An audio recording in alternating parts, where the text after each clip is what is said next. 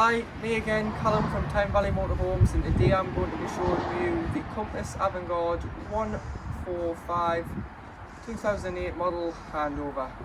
To operate your awning, use your Fiamma winding handle and clip it onto the hook at the back of the vehicle, and then wind it out so far until you can reach inside of the canopy, to about there, and then you've got two awning legs, so just pull them forward and then drop them down, loosen the nut off at the top and tighten. Do that on both sides of the awning.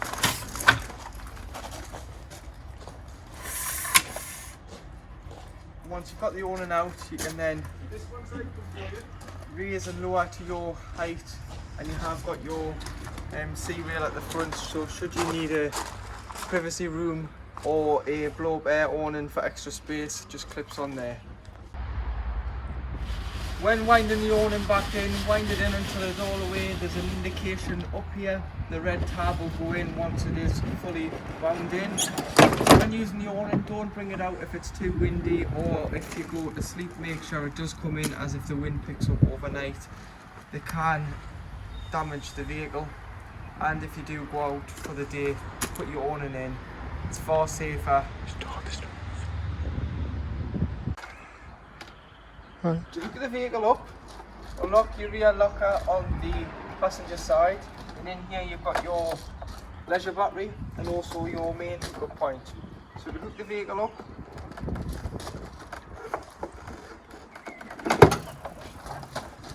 slide the cover back on the hookup lead and push it on to the hookup point. You can then use the wire and push it through the groove so that you can lock this, and your hookup lead and leisure battery is safe. This is your TV aerial, so your external TV aerial point. So the idea with this is, if you do go to a super site, that they now offer a coax lead that is linked to their aerial, so it means you get a better TV signal than using the motorhome aerial.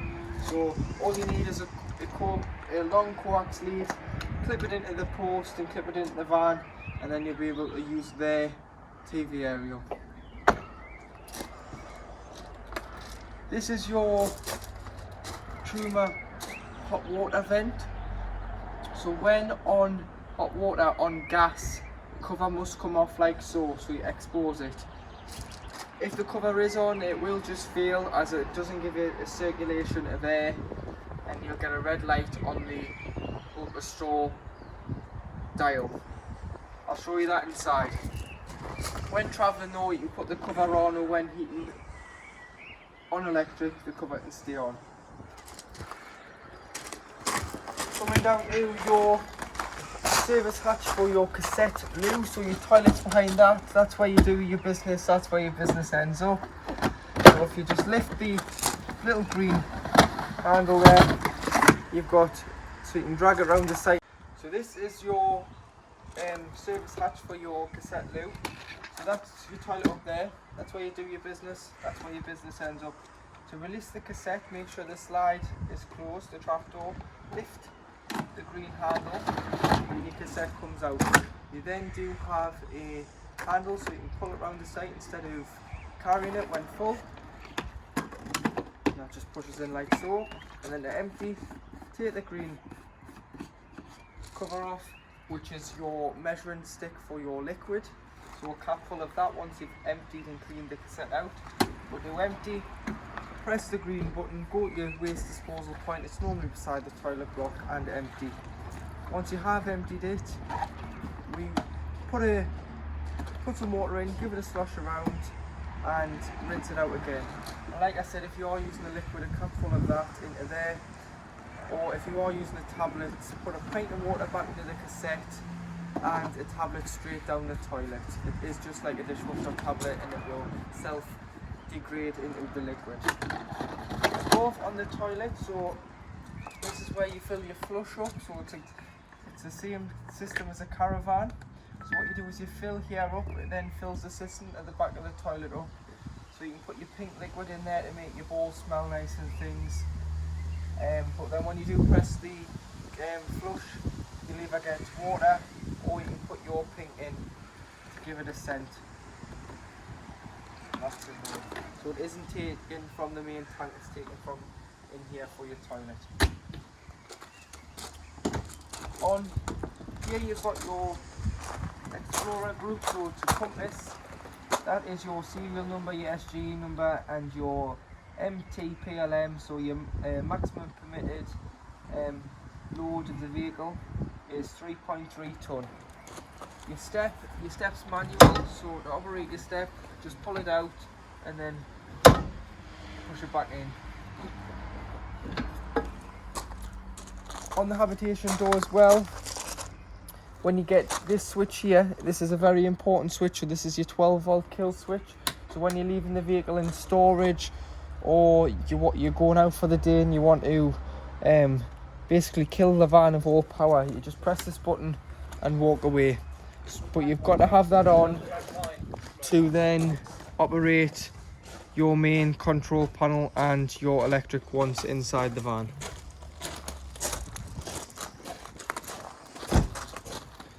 Come round to behind the passenger door, you've got your diesel, so it opens with the ignition key.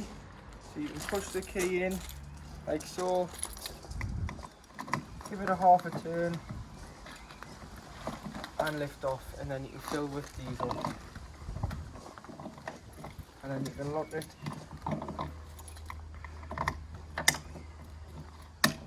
until it clicks like so. And then inside your passenger door, you've got your tyre pressure, so 5 bar on the front or 5.5 bar on the back, which equals to 72.3 psi or 79.5 psi on the back. You've got your, underneath your passenger seat, you've got your toolkit, so you've got everything in there that if you ever needed to change a wheel, be towed away. So you've got a jack and a brace, a torn iron, a screwdriver in there, and that just lifts out, and you've got access to all them tools. Underneath the floor here, you've got your engine battery, so your engine battery lives underneath here, with it being a Peugeot, which is part of the Fiat group. They are underneath the floor, but there is a jumping point from underneath the bonnet, so should you ever need to give a home start, receive one, or you want to put a charger on in the winter to keep the engine battery nice and charged, you can do so, and your bonnet release is here.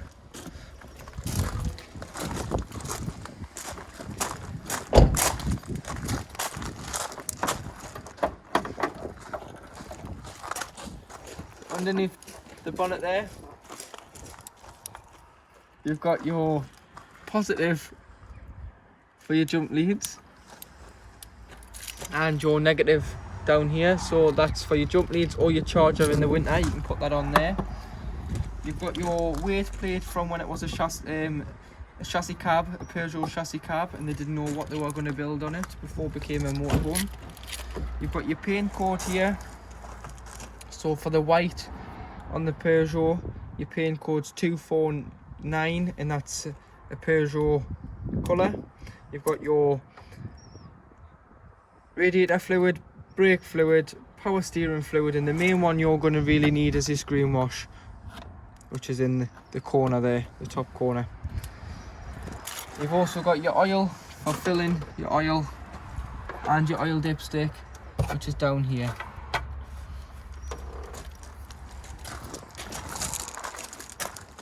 Going around to the driver's side, so you've got your water filler here, which you can lock with one of the round keys, so it stops people tampering with your water. Basically, to fill up, put a hose pipe in here until it overflows if you want a full tank, or if you can see the level on the control panel inside of how much water you are carrying. If you are wild camping, you'll have to take a full tank of water with you. But if you go to a site, tend to only travel with 20 litres of water. That gives you the opportunity to use the toilet, have a cup of tea if you want to stop and have a rest from driving, and it also is better on fuel with the main van. This, you can then lock it. In here is a 12 volt, your 12 volt external pump socket. So you put your pump in there and then the hose in here, and it means that if you can't get the van to a hose pipe, you can bring a bucket or an aqua roll to the van and fill the tank with water that way. Below you have your freshwater drain. So you filled up here, you want to drain off here. So normally you would drive over a grid coming out the site or near a gully and basically open up and just drain it off. So in the winter, when winter rising, you'll want all the water out the van, so you've got to open your fresh and you've got to open your waste, which I'll show you, and get all the water out the tanks that are mounted underneath the chassis. Here you've got your two fridge vents, so you've got covers that clip on here and tighten with the screwdriver, so when winter rising, you'll want to put the covers on. You can still use the van when you've got the covers on. It basically just protects the element, and some people actually put the covers on when washing the vehicle.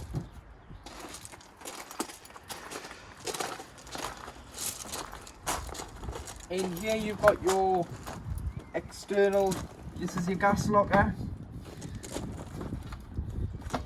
So to tighten the bottle, it's basically a left hand thread, as tight as you can get it with your hands, you don't need a spanner, and then turn it on at the top of the bottle.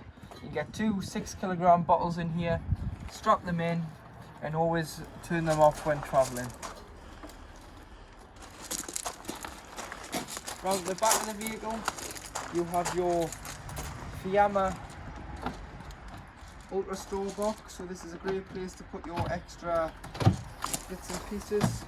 So your deck chairs and things, so you can store in there. And it tells you your weights and things you can carry. But if you did want to use the bike rack, there's bike rack rails on underneath. So this has just been mounted on top. You can just take the box off, and you've got your bike rack rails, so you can put your wheels through there, and then there'll be two arms in here which connects to the back of it, which goes through your crossbars if you did want to carry bikes instead of carrying the extra storage space. Get the way. Right, go on. To drain your wastewater, so this is all the water you've used, your dishes water, your wash basin water and your shower room water. You drive over the service motorhome's pit stop on the way out of the site, and you will just open it, drive over the grid and open it like so until it was empty. Some sites, some smaller sites, you drive over near a verge and you would just open.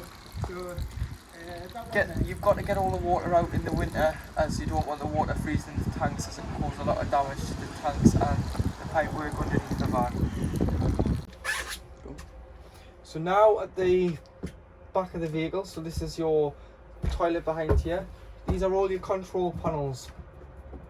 So you've got your main one here. So this operates your water, your pump and your leisure battery. So at the moment it's showing you your volts of your leisure battery at the top there. So it's, because we're hooked up, it's showing 13.5 volts. It'll give a true reading when the hookup is taken out to what the actual battery is holding.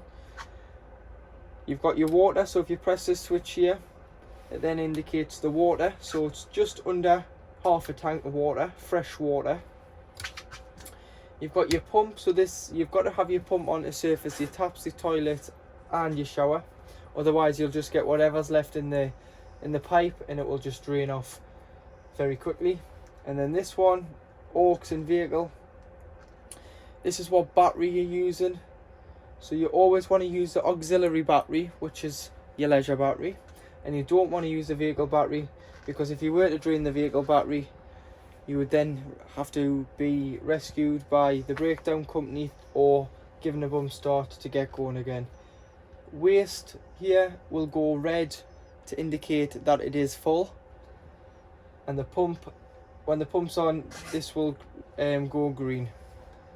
Next to it you've got your telly point, so you've got your TV, so just a coax lead into here, but you will require a 2-pin 12 volt to a female end cigarette lighter for a 12 volt TV. got a main 240 hookup electrical socket, so that's when you are hooked up, that'll work. If you're while camping, it won't. You've got your bathroom light here on the smaller switch, and then these switches here are just the fuse spurs. So that's a fuse spur for your electrical side of your water heater. This is your gas, so your ultra store to store water, Truman. So you've got off or on down the gas flame, and then you can choose the temperature of your water from 30 degrees to 70 degrees. Once the water gets to this temperature, the water heater will cut out and store the water at, say, 70 degrees. Once it gets below 70 degrees, it will then kick back in. And above it, you've got your ultra heat, so this is to heat the vehicle. So you've got off on the little O, just below the 2000. So you've got 2000, which is equivalent to 2 kilowatts. You've got off, you've got 500 watts, which is half a kilowatt, and you've got 1000 watt, which is 1 kilowatt. You might need to use 500 or 1000 on smaller sites, so abroad, or if you're on a smaller CL site. But if you are on a main caravan site, you can just use 2000, which is 2 kilowatts, and that will heat the van on 230 electric. And then this side is just your fuse spur for your 230. So you've got to make sure that switch is on for this dial to work. So under your bunk on your passenger side, this is where your hookup is and leisure battery. Behind you have all your 12 volt fuses. Take the cover off, and then they are all listed. So what I would advise is you do go to Halfords and you go and buy yourself some 5s, 10s, 20s and 25 blade fuses, and keep them on board, because if anything does happen to blow a fuse, you can then fix your problem. But they are all listed, like I've said. And then under here is your charger unit. So this is your 230, when hooked up, will charge your leisure battery. Also underneath your rear passenger side bunk, you've got 2 gas taps here. So you've got a gas tap for your fire and your water heater. So if anything has a problem with gas, turn it off at the bottle to be safe. But if you are while camping and you don't want it to ruin your holiday, you can isolate each appliance, but these are mainly for when the vehicle is serviced. Each technician will test the gas on all gas appliances. So to heat the vehicle on gas, this is your Truman Ultra Heat gas fire. So to heat on gas, the side closest to the back of the van, push down and ignite, and you'll see in the pilot right there, you've heard the roar. That is then your gas fire lit. So this would be your form of heating should you be while camping, because you wouldn't be hooked up.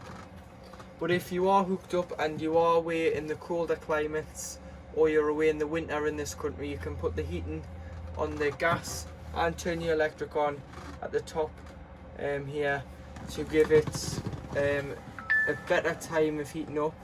So it'll heat up a lot quicker than what it would should you just have it on electric. Give it about 20 minutes on gas and then you can turn it off. But it's solely for when you are wild camping, because you've paid your site fees, you wouldn't want to waste your gas. On this side is your 12 volt assisted fan, which blows it around the various parts of the vehicle. So to operate, choose your fan speed here. So you've got 1 to 5, because if you, that's your fan, and then here you've got 3 settings. So you've got off, which is in the middle, and it will just convect out the front of the fire. So should you be while camping, you'll want your leisure battery to last you longer, so you wouldn't want to waste on the 12 volt fan. You just have it convecting out the front. You go to the wavy line, and it's manual. So what that does is it blows it through the various parts of the van, but once it does get to that the desired temperature, it continues to provide the same heat, say 30 degrees. But if you do put it on A, which is automatic, it'll blow around the various parts of the vehicle, but what it won't do is, once it hits 30 degrees, it will cut out, and then it will, once it drops, it will kick back in.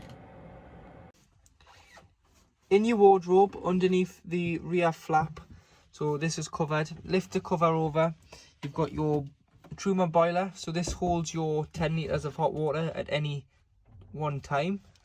But you've also got your yellow toggle here, which is your drain down tap. In the winter, it's crucial that you drain this boiler down, because when it does get frosty, you don't want the 10 litres of water to stay in the vehicle, because it can damage the boiler and it is quite expensive to repair or replace in some situations. So to do so, come in with no electric on and just lift it up. You can hear the water there, it's cascading underneath the fan. Leave it up like so. Leave it up like so with no power on, and then when you do come to reuse the vehicle, drop it down like it is now. Put the hose in the side of the vehicle, fill it up, come in, put power on, put the pump on, go to the hot side, the cold side of the tap first. You should automatically pull cold through, go to the hot side. This is when it then takes the feed from the freshwater tank underneath the chassis, and it pulls the water through the boiler on the hot side of the tap. It'll then cough, splutter, make all sorts of noises, and basically it's pushing the air out the boiler until you get a steady flow on one tap.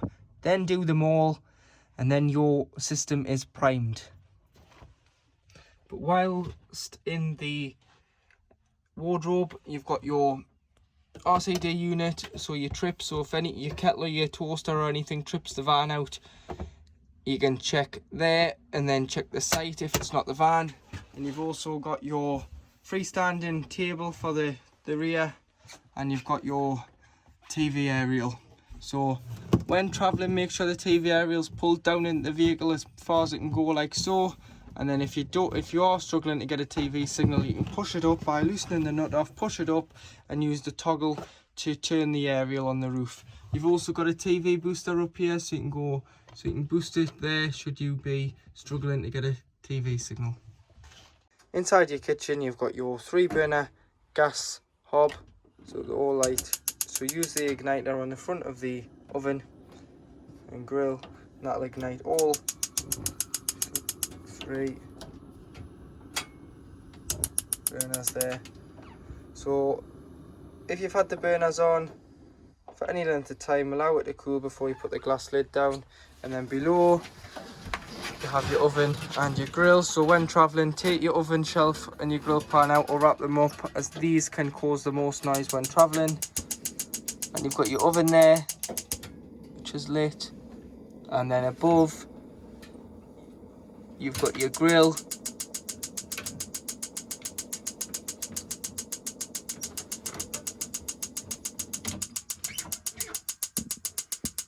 So allow the thermocouple to get warm before you let go, and that is your grill lit. Underneath your oven you have your gas taps, similar to the ones in the rear bunk. This one does your fridge, this one does your hob, and this one does your oven and grill.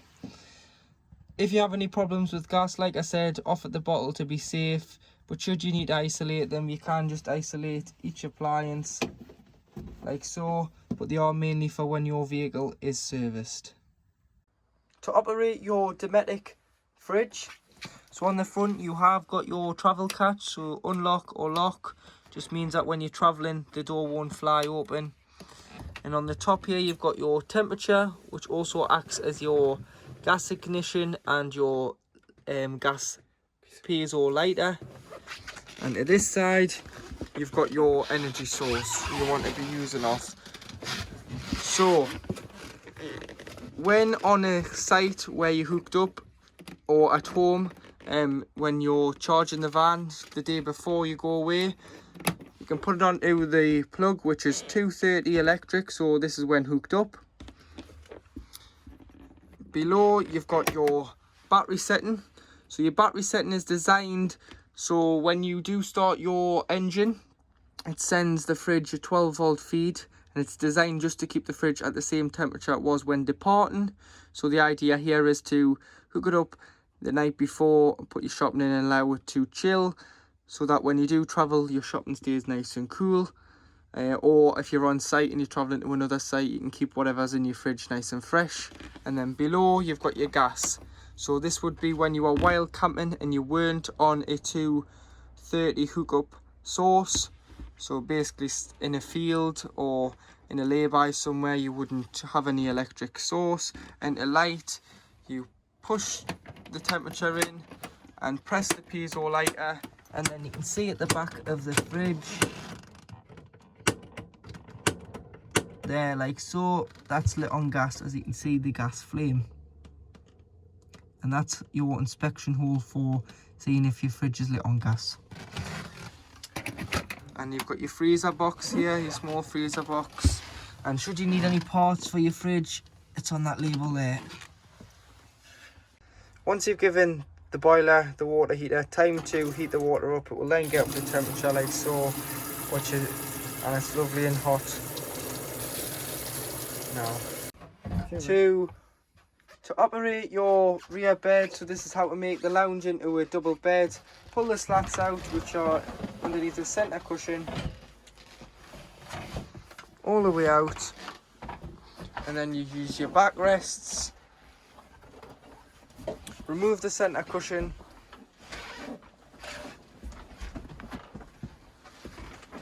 and place the backrests into the centre. And there you have your large double bed. We do advise that you turn all cushions over so you don't get the bull nose here, and you get it lovely and flat so you can put a sheet on and make it more comfortable for yourselves. In the rear lounge you have 4 adjustable reading lights, so you can adjust them, and then to turn on, just use the small rocker switches. You must have the main control panel on for these to work.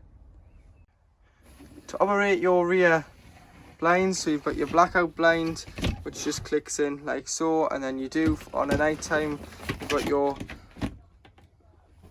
blackout blind and fly screen on the rear like so. To operate and open your rear roof skylight, pull the bar down, press the buttons in on the black levers to open the lid and push up. You can push it up all the way, or you can pull the bar and rest it on here, and you can lock it in from the top. There's 2 little tabs at the top that keep the bar locked in for a nice light breeze. And then you do have a fly screen and a blackout blind which clip in the middle, so you can use whichever, but do keep all windows and skylights shut when traveling, and make sure they are closed correctly. To use the skylight in the kitchen, pull the blind down, which is your net screen, and then you operate, push the black handles in. You can have it so the front's open and the back's closed, or the back's open and the front's closed, just depending on which way the wind's blowing. Or you can push them up and have them both open together, which will give you a lighter breeze when you're cooking. To use your toilet, your bench seat style toilet, press the blue button which will flush the toilet. So make sure the pump's on, and you can fill the toilet bowl up with flush. So this is either your green or your pink liquid that you fill up outside, but do make sure the pump's on, otherwise it will not flush. And then open the slide, which is the trap door. Simply use the white lever and it will open to deposit the waste into the cassette. If the cassette is open like it is now, it won't come out the vehicle when trying to empty it. And when trying to empty it, this will indicate to red once it's full, about 3/4 full and will require to be changed. Above in the bathroom you've got your sink, so to pull this down, and then you've got your tap, you've got your storage, you've got your shower curtain that wraps around the toilet to stop your toilet and your toilet roll from getting wet, and you do have your blackout blind and frosted window there, and your shower. So when winterizing, take the shower head off, take the hose off and lie it in the shower tray, and it'll get any water that's stuck in the pipe. It'll not allow it to freeze because it'll drain it all off. But your light is on the other side of your bulkhead, which is where your main control panel is, like so. Underneath your rear 2 travelling seats you do have some storage by opening the locker, and then you've got your storage in there, and then this boom arm table does turn round, but you do have to take the catches which are on either side, just loosen them off, and then you'll be able to slide the table out. They're mainly for when travelling, just to keep it in place and stop it banging off the wall. Above you've got your rear double bed in the luton with the ladder that just fixes onto the bar there and secures, and then once you are ready to travel you can fold this up, so you can push it up like so. Gives you more headroom from getting into the cab into the habitation area, but it also is a good place to store light things like extra clothes, bedding and so on, and you can push it up just to stop anything moving when travelling. You've got your window up there which operates the same as all the others with the blackout blind and fly screen, and then your light up there, it's got a switch on the side of it. To spin your front cab seats round into the living area, use the lever on the side of the seats which are on both and slide round. If it does get stuck on the door, just simply adjust the driving position, either the back or the front, and it will turn round like so. Now inside the cab I will run through your cab controls. So you've got your radio here which is FM, AM, and you can press 1 to 6 to save. You've got a CD, so you can press the CD here or mute to get your CD on, and 1 to 6 to save your radio channels, and you've got your settings there by going into menu. Below you have your temperature on the outside ring and fan speed on the inside ring,